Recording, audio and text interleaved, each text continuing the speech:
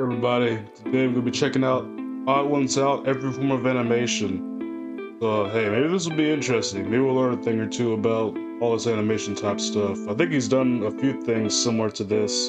I think he did like something similar to this like last year or something maybe, but hey, he's about to see what he's been doing this time. So hey, make sure to like, share, subscribe, and all that good stuff. And yeah, I guess let's see what this is about. This brick is alive. Not convinced? Well, what if I did this? I'm gonna do a backflip! That's gonna look so cool, Brickathy! What are you boys Brickathy? doing? Brickathy's gonna do a backflip, Grandma! Okay then, dang.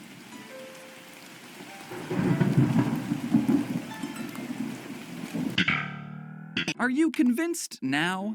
Did the brick feel more alive? I mean, sure, it's still a brick that can't move on its own, but maybe because I put googly eyes on it and gave it a family, you can connect with this brick, and it made you feel emotions. Convincing you that something inanimate is animate is the main goal of the animate-or. They're nothing more than deranged frauds. For the last century, animators have innovated new techniques and styles to this medium, taking it from a spinning wheel that doesn't even use electricity to Spider-Verse. And today, I'm going to talk about all the processes Yeah, that's one heck of a step up, I'll tell you that much. and innovations that have brought the medium of animation to right now. But first, let's go all the way back to the beginning of film, when it was all black and white and people had to put up text whenever they talked. Early on, filmmakers discovered a very simple trick to make anything appear alive in front of a camera. And that simple trick was called stop. If you're filming something and then stop the camera and then move the thing slightly, capture a new image, move the thing again, and continue to do that a tedious amount of times, on the film, that thing now magically looked like it move on its own. And with this technique, you can make literally anything appear to be moving. Anything. But some filmmakers took this art form to an extreme level and created whole characters out of clay and a posable metal wire system called an armature. Now, animators can sculpt unique characters that bend and pose in much more believable ways. With stop motion, you don't need to hire a real dinosaur or giant monkey to make a movie about a dinosaur or giant monkey. I'm sorry you didn't get the job, Phil. You know, I just had a crazy idea. What if we made our entire puppet's head interchangeable? Now they can make any facial expression and mouth shape possible. We will have to sculpt out hundreds of different heads though, but I mean, come on, that'll be fun. That's why we're extreme, baby! Stop motion movies are still being made and enjoyed to this day. And while new technology does help make the overall process easier, animators are still using the same techniques that were used on King Kong back in the 1920s. Was a good movie, where they carefully pose out a character's every movement frame by frame, in order. Stop motion is a medium that I can't even begin to understand how they do, let alone make it look good, you know? Having a stop motion character in Gravity Defy like, it just seems like one of those things that just would take forever. And I feel like, I don't know, maybe it's because who I am, because me personally, if I had to make a stop motion animation, I feel like in order to get it like this, I feel like I would get like annoyed or something, like, okay, gotta change this. Okay, change this thing a little bit. Like, I feel like that, like, to me personally, that I feel like I'd get bored or something. Poses, making hundreds of different faces, is done solely to make the character feel more alive. And sometimes, to help sell the realism, animators will mimic quirks that only happen in live-action films. I always chuckle when I see a lens flare in an animated movie, because, like, where did you come from? There's not even a camera lens. Unlike me, though, who's always got a camera rolling. Hey, how's it going? Uh-oh. Oh, no! Did you catch that? Did you see the motion? Look at this lizard eating a bug. Oh, we got him. Now let's rewind the clip and pause right here. This lizard moves so fast that the camera can't even capture its movements correctly, and he transmogrifies into an amorphic blob that barely even resembles a lizard. But do not fret, dear viewer. This is called motion blur and is absolutely natural. Fast-moving objects are hard to see in real life anyway, so this blurry blob only showing up for one frame actually helps sell the idea that this little guy is moving quickly. If you watch any movie frame by frame, you'll find motion blur everywhere, and you won't even notice. So how do animators who are taking hundreds of still photos handle this naturally occurring phenomenon with things in motion? Easy, they'll draw smear. Animators draw their own Sorry. Sorry, I just like looked across for no reason. Like there was like this weird wind sound coming from outside. Like, oh, like what was going on? Like it started getting stronger. Oh my gosh, I don't know what that was. Y'all probably couldn't hear it because my mic only picks up my voice, but like it was just an odd sound. I just looked to the side blurry because I blob was so frame to confused mimic and fast honestly movements. kind of concerned. Bodies can stretch, arms can multiply. Basically, we can sneak in nightmares as long as it's only shown for one frame. Smears, while being very fun to draw, can look very weird and goofy on their own. But in the Yes. context of the whole shot, you barely even notice they're there. Okay, maybe now you'll notice them, but that's only because I pointed them out. And since animators are bad boys and don't play by the rules, they can make smears out of anything. Even in stop motion, we can sculpt a physical smear frame like how they did in Leica's Paranorman, which, if you haven't seen, is going to be your new favorite movie. Smear frames can be used anytime, anywhere. Unless you were an animator in the 1920s and 30s and you didn't know about them back then. In that case, you would have been animating something called rubber. In the Oh, yeah, 1920s and these. 30s, animators were still figuring out some core principles of animation. Turns out there's 12 of them. Smear frames were used sparingly during this time, with animators usually only drawing characters with multiple limbs to show fast movements. The stretchy, wacky, and spiritually ascending smears that you all know and love weren't really used until the 1940s. Rubber hose characters have noodly, almost hose-like limbs that bend in all sorts of anatomically defying ways. Look at Mickey Mouse's noodle arms that I can now legally show you. The reason characters look like this is because drawing noodle arms and not worrying about anatomy is easier to draw. But like, just because something has noodle arms doesn't mean it's bad, you guys. What these animators were able to accomplish with the technology, if you could even call it that, is nothing short of dark magic. And the very same Dark studio that magic, made okay, then. Steamboat Willie wanted to push the envelope and show the world that animation could be more. It doesn't just have to be noodly characters with Pac-Man eyes. They were going to animate a realistic woman with proportional arms that don't move in weird, Oh, Snow exaggerated White? ways. And oh god, her noodle arms are moving in Oh, weird, never mind, exaggerated wrong ways. person. In 1934, Disney released a short called The Goddess of Spring, being their first attempt at animating a character with what was supposed to have real human anatomy. They still had a lot to learn, obviously. Now, animating a quote-unquote anatomically correct human is actually a much harder task than you might realize, and that's because of the uncanny valley. As characters Okay. get more and more human characteristics, we hit an interesting point right here when something looks almost like a human, but is just a AI. little off. Our pattern recognition brains start setting off alarm bells and go, ugh, something is definitely wrong with that almost human. I am entering fight or flight right now. So if you're trying to make something look as close to a human Freaking as My Little possible, Pony on but are the just a frame. tiny bit off, everything crumbles. The Goddess of Spring was still good practice for Disney because only 3 years later, they released the world's Okay, first now it's fully Snow animated White. feature film, Snow White. Can you really blame Disney for going 6 times over budget to make this movie? I mean, just look at how these human characters are moving. 10 years before Snow White, animated humans looked like this. So going from this to this in only 10 years? How? I can't get over how real these human characters look sometimes. Almost too real.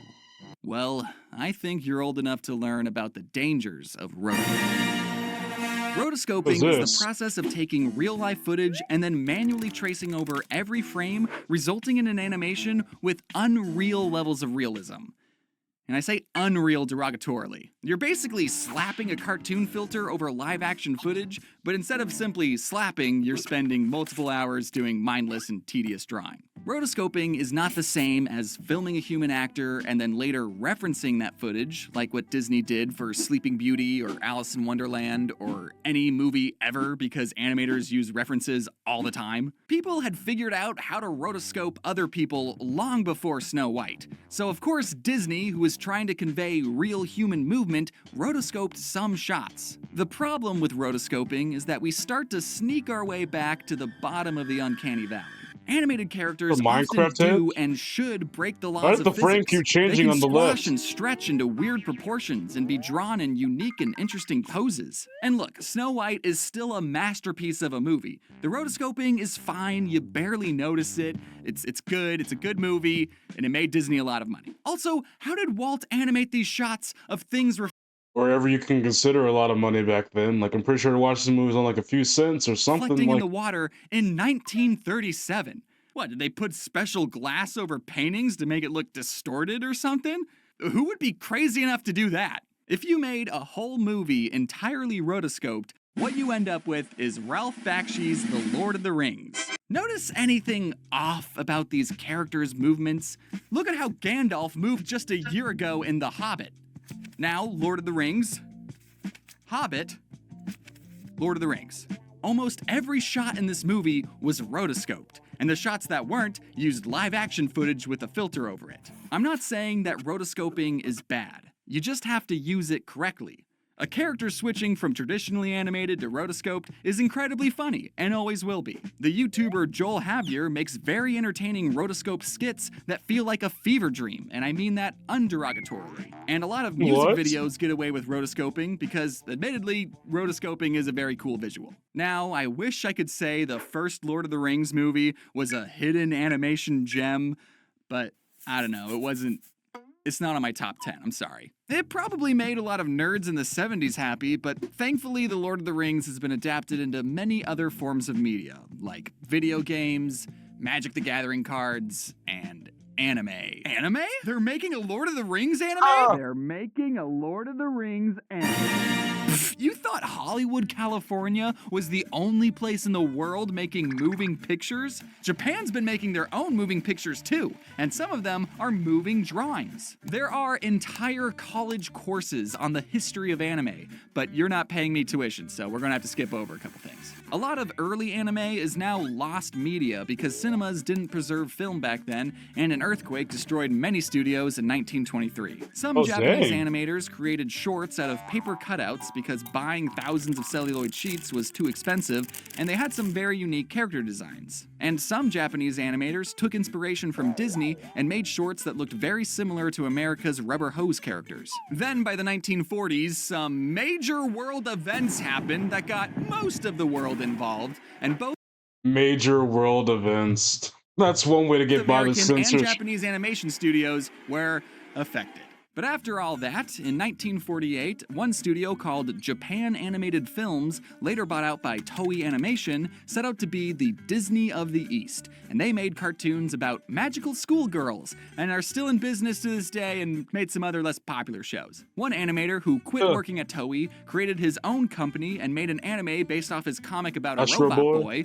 Hey, I kind of like that art style of drawing humans with big expressive eyes. Let's do more of that. That same year, another studio made an anime about humans controlling giant robots. I wonder if that's going to inspire a whole new genre. And this guy was commissioned by American studios to make stop-motion Christmas movies like Rudolph the Red-Nosed Reindeer. Meaning Rudolph Really? is anime. Naughty. By the 1960s, Japanese shows started No, I still don't think I've ever seen that whole Rudolph stop motion thing. I mean, I've seen. Obviously, I don't think you can get this far without seeing like bits and pieces, but I've never seen that whole thing before. And honestly, I don't think I ever wanted to be honest. I think I've had my few Christmas movies, and I think I just kept it as that. airing on televisions all across the globe, and they continued to make unique and interesting stories with amazing animations that were beloved by billions of people and grew into extremely profitable franchises. Like, I'm talking the most profitable franchise. By the 1970s, Disney was still very much the animated movie gold standard, making big budgeted movies with family-friendly values. Which is fine to do, kids love bright colors and talking talking animals that only cartoons can offer, but some studios realized that animation was a medium, not a genre, and made animated movies exclusively for adults. That's part of the reason why the first Lord of the Rings movie was entirely rotoscoped. It wasn't trying to be cartoony and over the top, it was trying to be real and gritty. Animation could be anything for anyone of any age. But really, if you think about it, there hadn't been a new way of showing people moving drawings since those very early days of black and white stop motion. In stop motion, you take a picture, move a figure, take a picture, move a figure. In cell animation, you take a picture, move a cell, take a picture, move a cell. Everything's just been a series of pictures moved manually in front of a camera this whole time? Always has been. You've got mail. Oh. It says the entire animation and film industry is about to be flipped onto its head forever and ever. Yeah, right. I'm sure this whole computer thing is just a fake. With the ever-increasing advancements of technology, we were able to achieve increasingly advanced achievements, like putting a guy Not on the the moon Xbox and achievements, drawing though. silly little cartoons more efficiently. Gone are the days of having to physically draw everything out on paper and underpay a team of hundreds of pretty girls to hand paint every frame. Now we can use this fancy new computer to render everything out for us. All we have to do is create a real-life mold of our real-life human hand, then draw 350 triangles onto that hand, then manually measure out the X, Y, and Z coordinates of 800 different data points. No, come on, this is gonna be so much faster. Put that pencil down. Now we just program in a couple of keyframes and we get... Huh. We still don't have the processing power to render everything out. Oh, I know. We'll just point this long exposure camera at the computer screen. Get these art supplies out of here. This is the future. And when everything's finished rendering, we'll get this. A whole human hand moving on its own without having to draw a single frame. This process is So exactly freaking the what hands from Utah Smash University Bros. Up student this Ed mode. Catmull did in 1972. And while it might not have been more efficient than drawing everything out by hand, it showed that computers were capable of rendering out three-dimensional animations. This was made after we landed a man on the moon, by the way, so don't tell me this was CGI. As the computer's processing power grew exponentially, more and more filmmakers started seeing the benefits of using computer-generated images in movies. A decade after Catmull digitized his hand, films like Tron showcased characters racing on mind-boggling computer-generated light cycles. This might look bad by today's standards, but these graphics were something that audiences had never seen before. Plus, the movie takes place inside of a computer, so this is probably what people thought the insides of a computer looked like anyways. At the time, computers did a great job at creating rigid geometric shapes, and animators used that to their advantage. Characters would still have to be animated traditionally on cells, but objects that weren't going to change shape, like black cauldrons, could now magically fly in circles around our characters. Disney really showed off the computer's rendering power during the climax of The Great Mouse Detective, when these two rodents fought each other inside a clock tower and all the spinning gears were generated by a computer. Animators can now make any complex shape move in a three-dimensional space without having to draw a single frame. I mean, except for the characters, they still very much had to draw those. Computer graphics were here to stay as Disney integrated more of them into movies like these cars in Oliver and Company or Eric's ship in The Little Mermaid, and then they stopped using cells entirely. Starting with The Rescuers Down Under, Disney no longer used cells and made movies entirely digitally with a program called CAPS. So if you ever wanted to own a cell of Joanna the Lizard eating an egg, that's too bad because they don't exist. Which sucks then. because Joanna was the best goddamn lizard Disney ever made. Don't touch me! TV shows and anime still use cells till about the year 2000-ish, but eventually everyone switched to digital. Now to color a frame, all you had to do was... So computers were great at making rigid, non-flexible shapes, but has anyone ever tried to make a computer... A group of computer scientists who were working for a small indie director named George Lucas were taking this art form to an extreme level and created whole characters completely generated by a computer. Then a small entrepreneur named Steve Jobs hired those computer scientists Pixar. and made his own company, Pixar. Yes, Steve Jobs was one of the founders of Pixar, and he originally created the company to sell a high-end computer powerful enough to render 3D animations. But no one bought the computer because it cost $135,000. So the team scrapped the computer selling idea and just stuck with making computer-generated cartoons. But they soon Yeah, I think discovered I've a seen this unique one before. problem. The computer had a hard time getting textures right, and everything, including babies, ended up looking like it was made out of plastic. So the team's clever work around this dilemma was to make a movie with the entire cast of Toy characters Story. actually made out of plastic. Or ants. You know, people don't know what ants are supposed to look like. It's fine. Pixar continued to develop new processes to get the computer to generate unique textures and lighting, like simulating human hair or fur, or lighting things in such a way to make everything appear underwater. No other studio was pioneering computer-generated images like Pixar was. And then in 2006, Disney bought Pixar. But I don't think Steve was too Fine. upset because 1 year later, he achieved his dream of selling a high-end computer. This time being a little more affordable. A little. Now, I want to squash any misconception that computers do all the animating. Animators still have to manually pose a character's body and facial expression off of a character's rig. Animators will build a complex system of nodes and bones that let them manually pose a character into any position possible. It's kind of like a digital stop-motion puppet. Sorry I haven't or been an talking much. I'm actual just puppet genuinely without any of interested the in this strings. information. All CG characters are just their own complicated version of Pinocchio. Using character rigs is really the only way of animating things in 3 dimensions. But it's not like we can use rigs in 2D animation. Here in the second dimension, we don't have a fancy Z-axis. 2D animation can only be done by hand drawing 24 new images every second. Except we don't, I lied. Even all the way back when characters were animated with paper and cells, animators wouldn't draw a whole new frame every frame. Usually they would animate pieces of a character and paint each piece on its own cell. You remember Robin, they only drew 1 body and 5 different heads. But because cells are a physical object that get harder to handle the more you have, animators could only break a character up into 2 or 3 different pieces. But now, thanks to the computer, we can break up a character into as many pieces as we'd like 4, or 5, or 173. Have you ever played around with the free and revolutionary animation software Pivot Stick Figure Animator?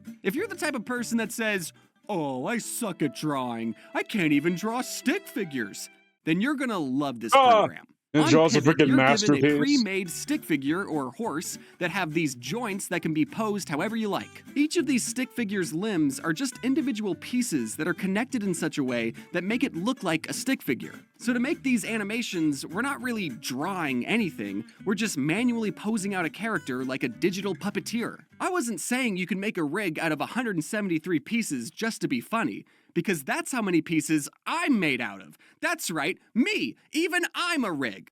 And can I tell you a secret?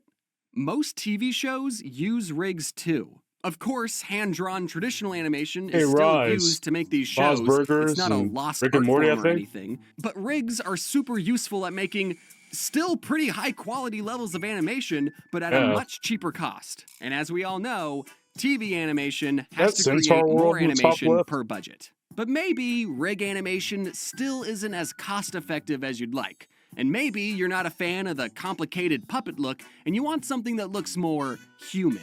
Well, there's one more animation process we can try called motion. If we put an actor inside one of these dorky ping pong suits, a computer can pinpoint and record that actor's exact movements. Now we can I don't know why whenever I say that suit, it reminds me of that one.